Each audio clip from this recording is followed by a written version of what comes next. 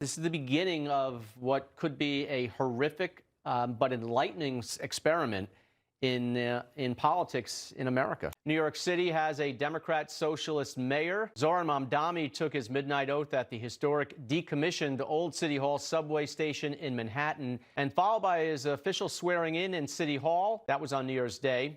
It also marked the first time a mayor was sworn in on Islam's holy text of the Quran. Let's go in a little deeper on this. We got a policy analyst for CFACT and a Republican strategist, Melanie Collette. Always good to see you. Happy New Year, Melanie. Happy New Year. Good to see you. Thanks for having me. Anything going on today?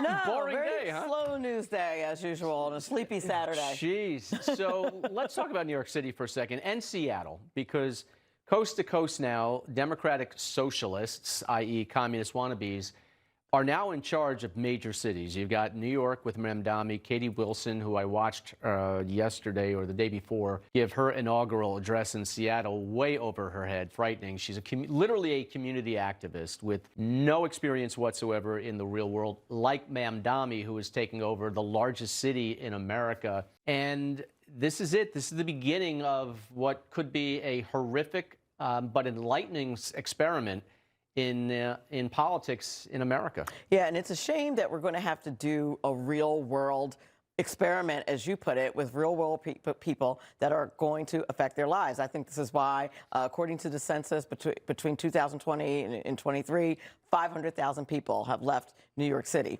We've done this experiment before. New York City residents, between state and local taxes, pay 14% of their salary. That doesn't even include their federal taxes. That is ridiculous. And with all the things that Mamdani wants to do, their taxes are going to necessarily go up. I don't see how it's going to happen. It's a little frightening. Well, and it's also frightening in watching who was up there. AOC now elevated in the Democratic Party. Bernie Sanders administering the oath. He's a train wreck. And then, of course, Chuck Schumer sat there and didn't say a word. Did not say a word. I don't believe he endorsed either. He didn't. Right? And we're talking about Venezuela a lot today because of all that has happened there. But let's talk about how Venezuela got to be where it is. In the 2000s, they were taken over by a dictator and had socialism infused in their government. And that's why they've lost money. That's why the oil production has gone down significantly. We're talking about how, there are people who are saying, oh, this is all about the oil. Well, what has happened with the oil?